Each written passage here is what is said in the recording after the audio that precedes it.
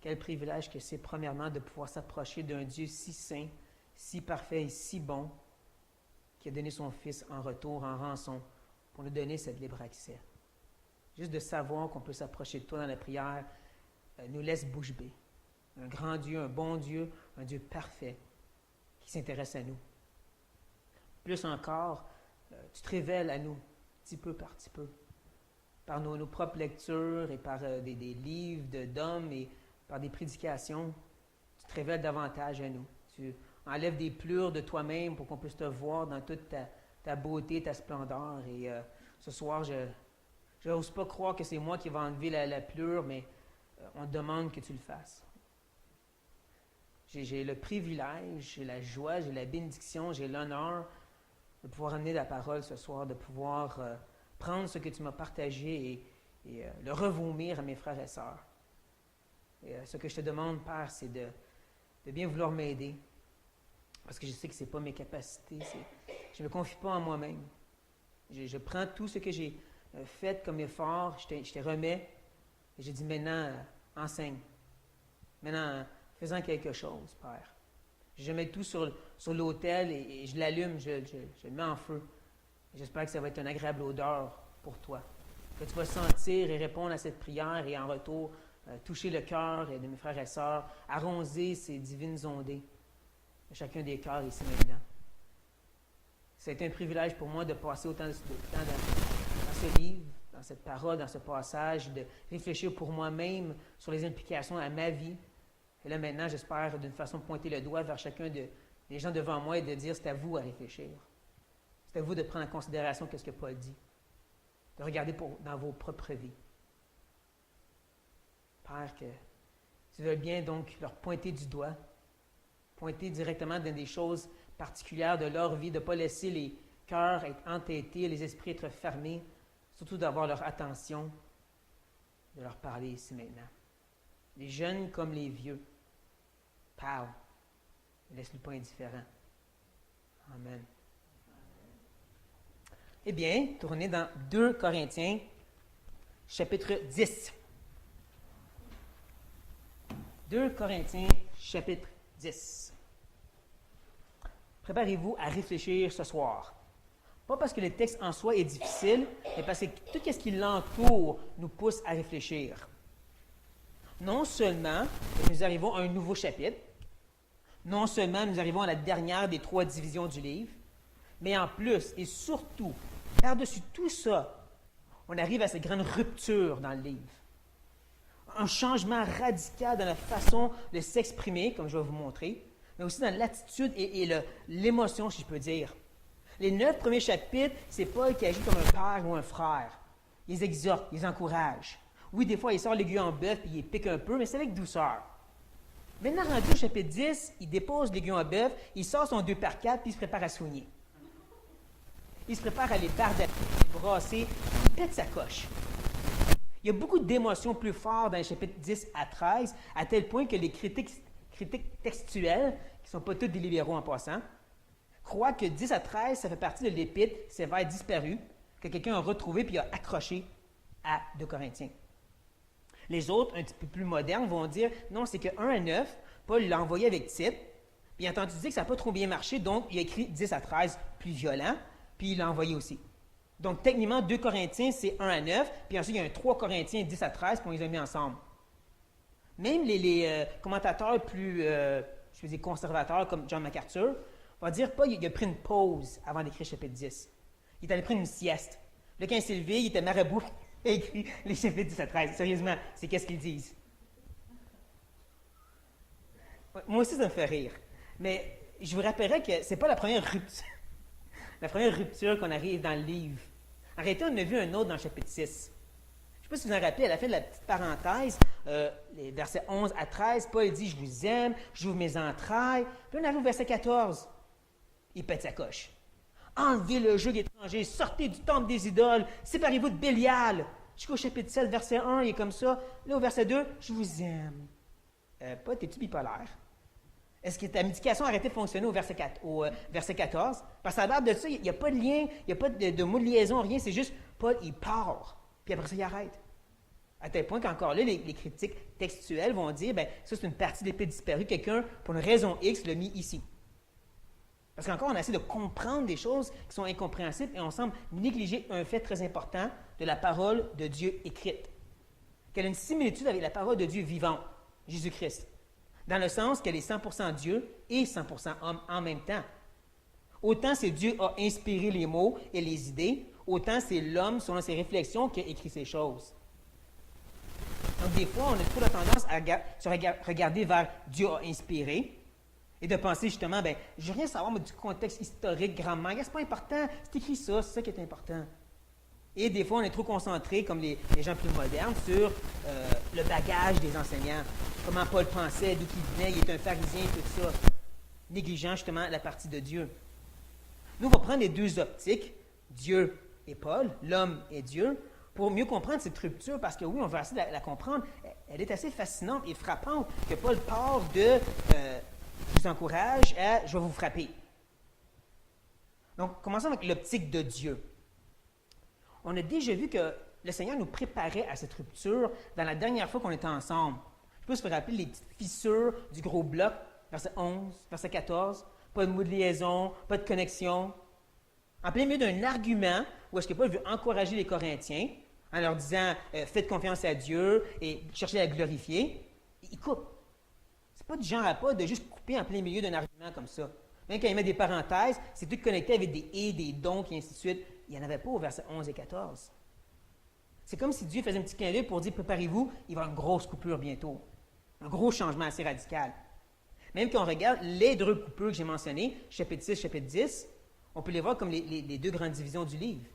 Les trois divisions, les deux coupures. Parce que 1 à 6, c'est Paul qui parle de lui-même et son ministère.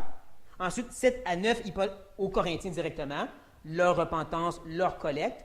Puis ensuite, on a 10 à 13, les faux enseignants et ceux qui sont associés à lui. Donc, des coupures pour montrer les trois divisions. C'est comme si Dieu nous disait, voici comment moi je sépare le livre. Mais bon, j'essaie peut-être trop de rentrer dans la tête de Dieu, qui pour moi serait les plus belles vacances possibles, se promener dans la tête de Dieu. Bon. On va regarder maintenant l'optique de Paul.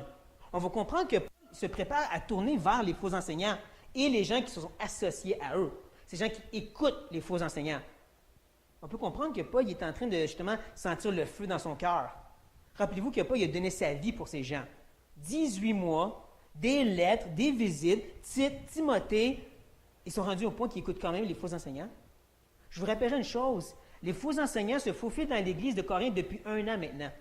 On voit des petits indices dans 1 Corinthiens qu'il y avait déjà des faux enseignants. Ça fait 1 an que Paul dit enlevez ces gens-là. Ça fait 1 an qu'ils n'écoutent pas et en plus sont en train de se mettre du bord des faux enseignants. Je comprends que Paul pète sa coche. Je comprends que quand il pense à cette idée-là, j'ai donné ma vie pour eux et maintenant il veut s'associer à les faux enseignants. Ah oui, comme ça qu'il l'a fait aussi. Mais avant de faire tout ça, il va leur donner un choix. Les versets 1 à 6 qu'on va regarder, c'est une introduction où est-ce que Paul leur donne justement le choix. Une option entre la douceur ou la violence. Et la violence, Paul va donner une image pour leur faire comprendre à quel point ça va être dangereux. Il parle de la guerre.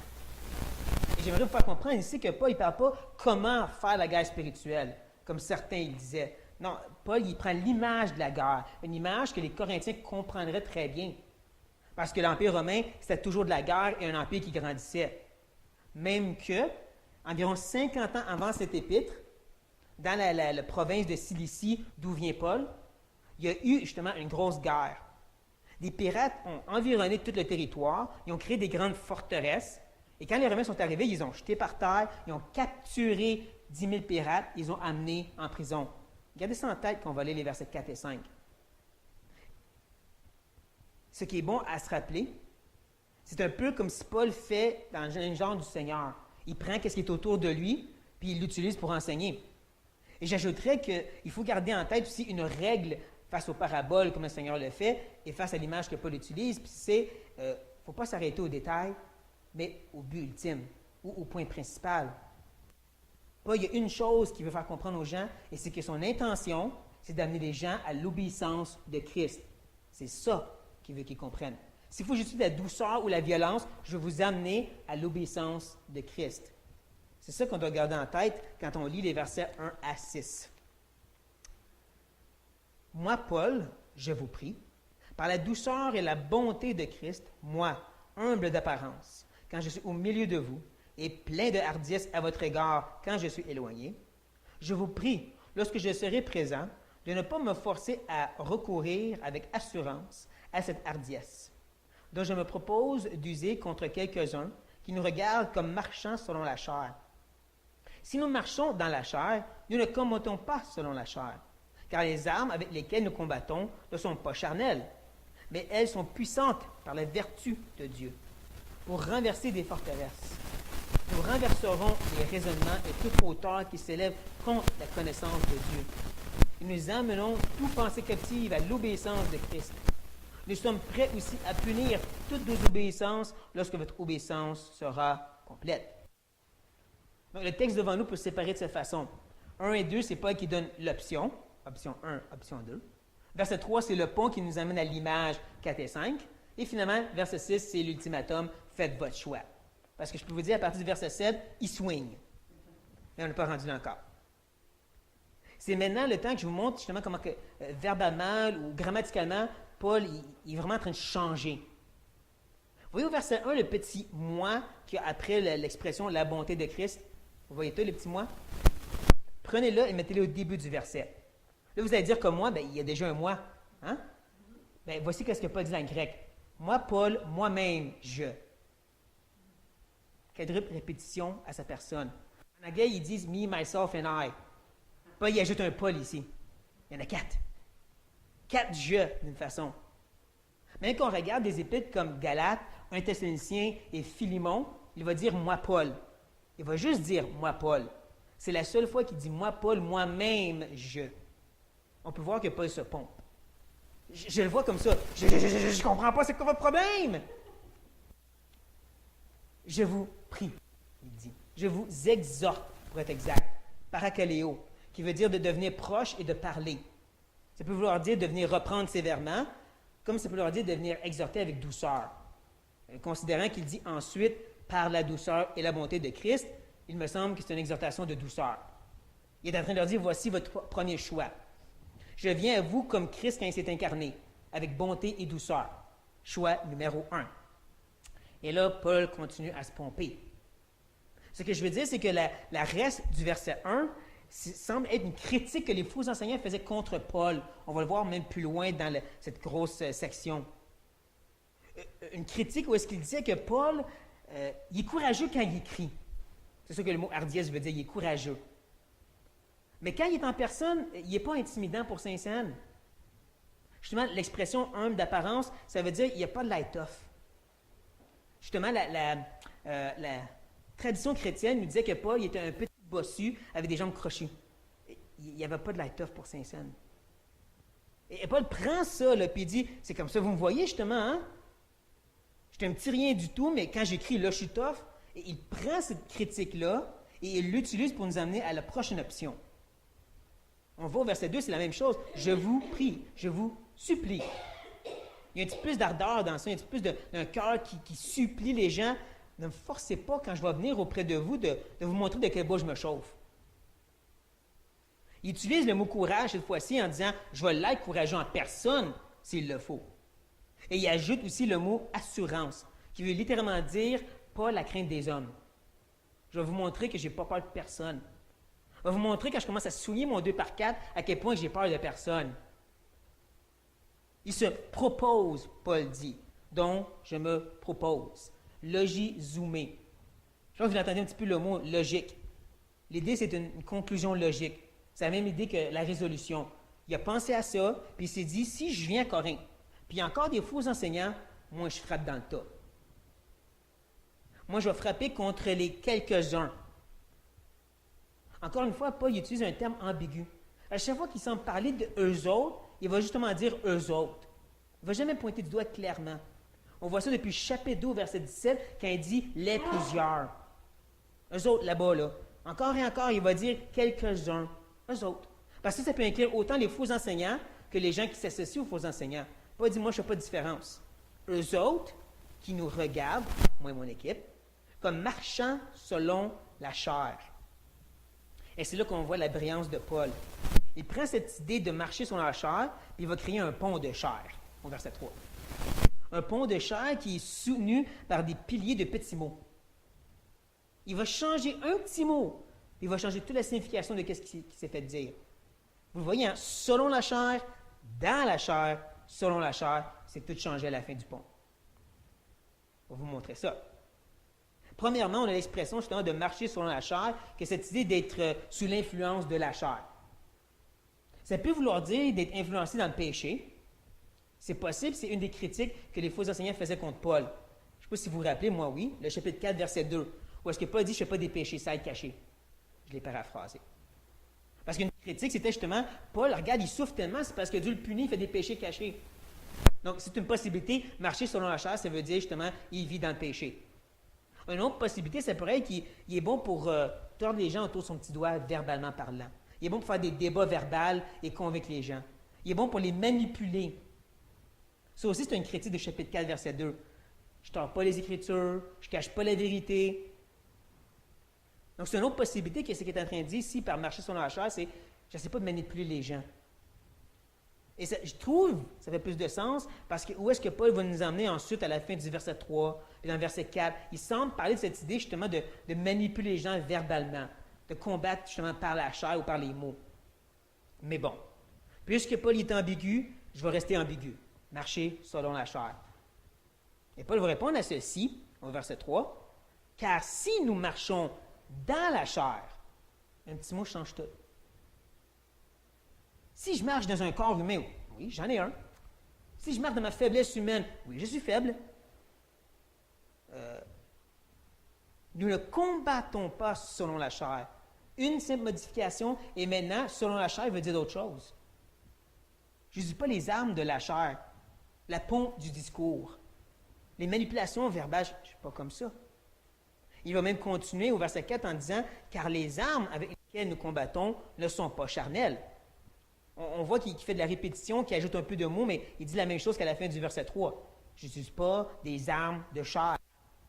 Je n'utilise pas des bons mots et des arguments. Mais elles sont puissantes. Elle a une puissante puissance de puissant. Ce que je veux dire, c'est que le mot puissant et vertu, c'est des synonymes.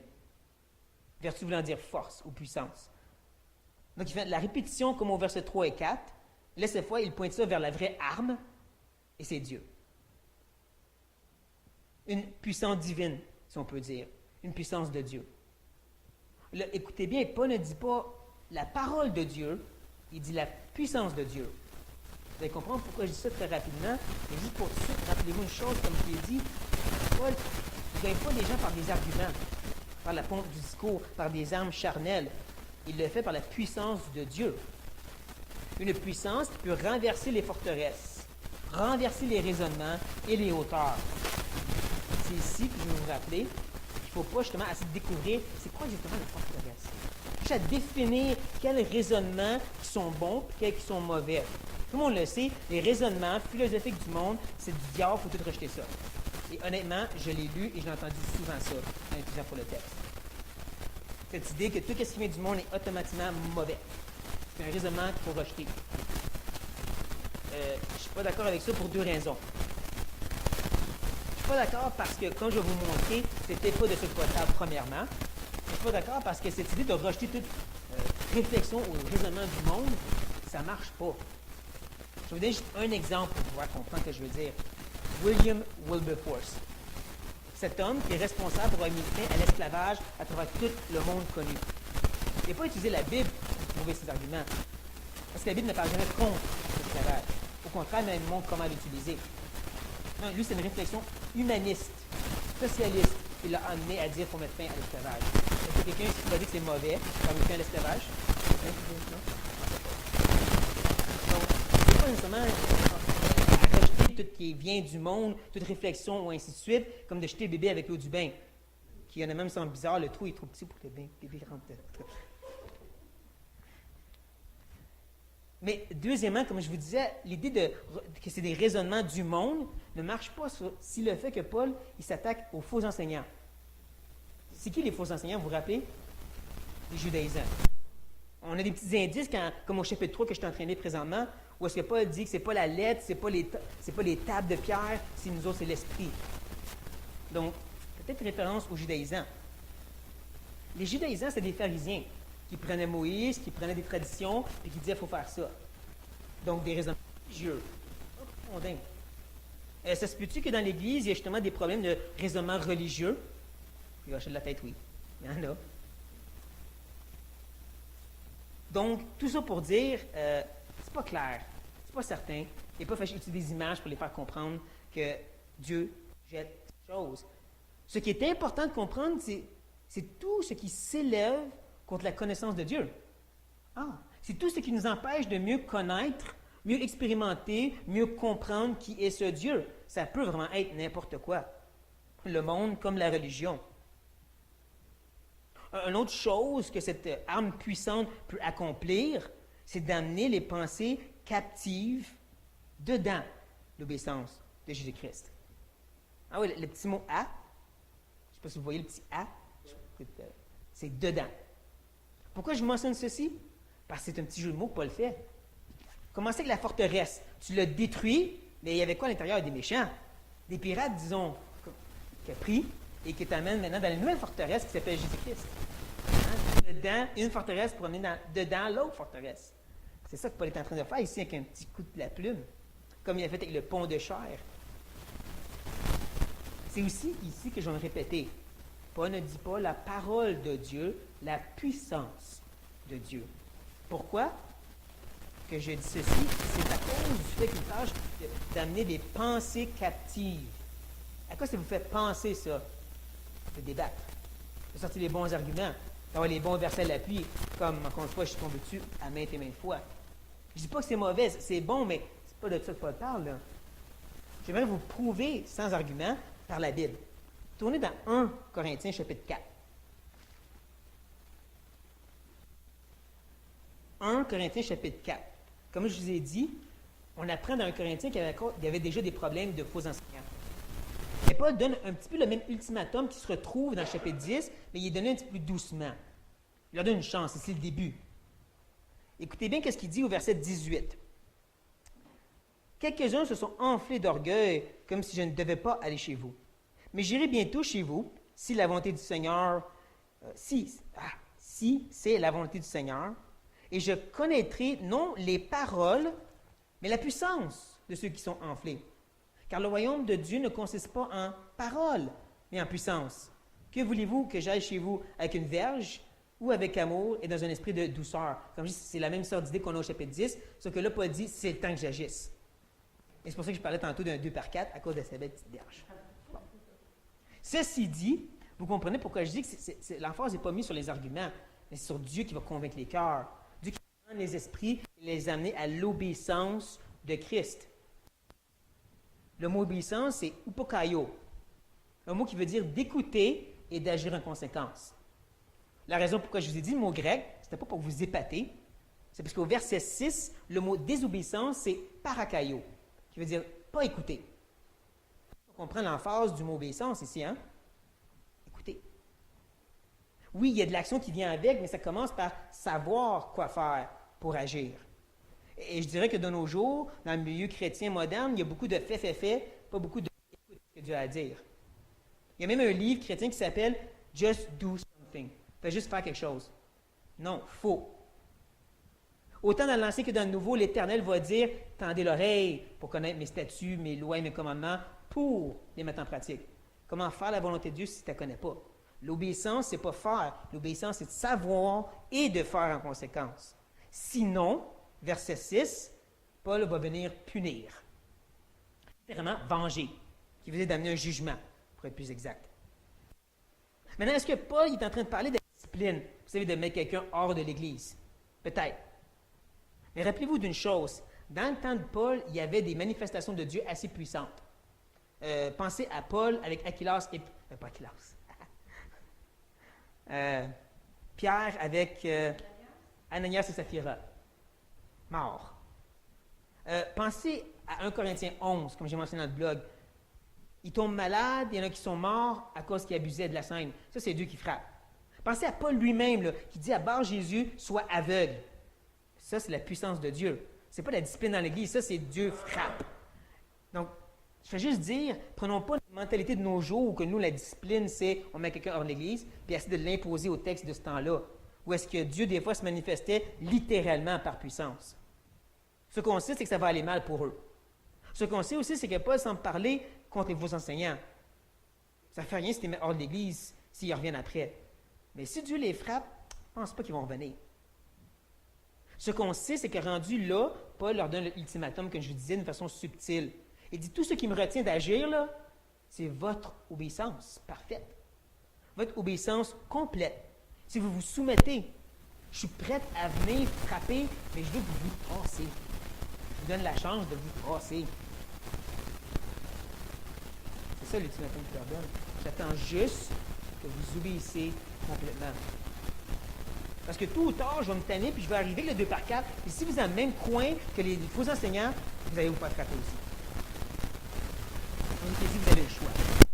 L'obéissance ou la violence. Bien sûr, nous, on ne peut pas s'appliquer ce texte-là ce soir.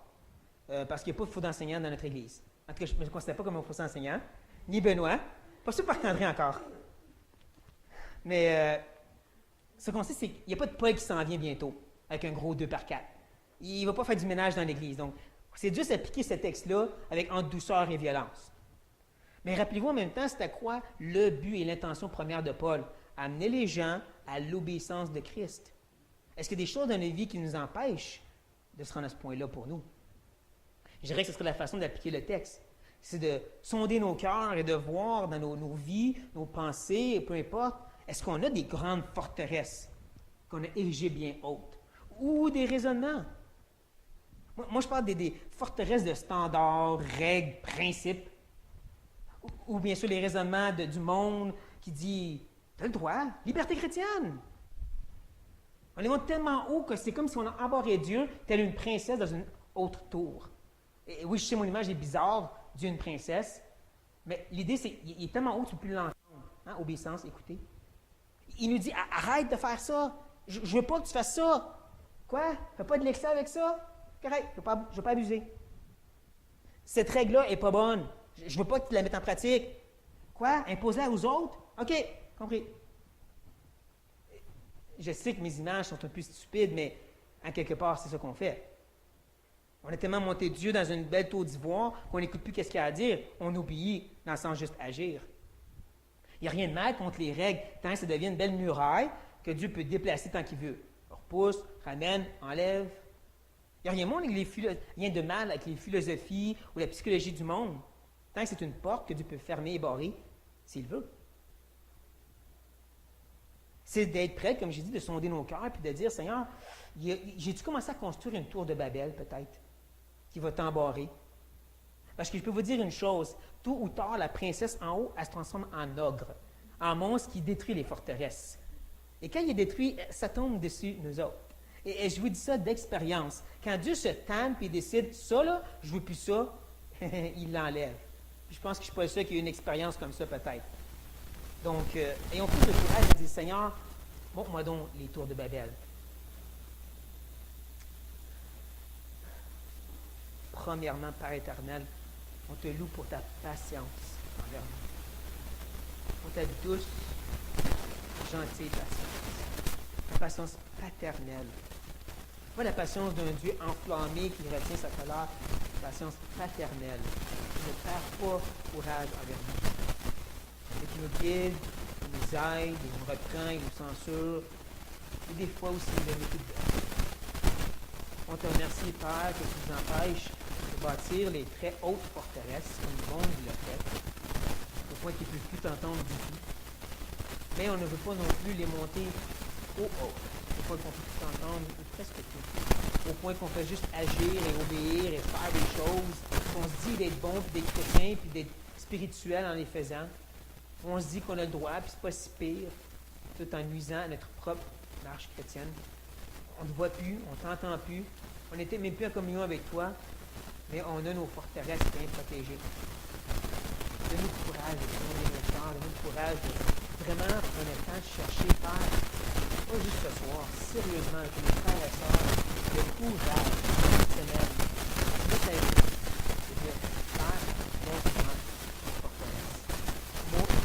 mes raisonnements qui m'empêchent de te connaître. Parce que je pense qu'on en a tous. Et si on a le courage de te demander, tu vas nous les montrer. Et que c'est bon quand tu les décris.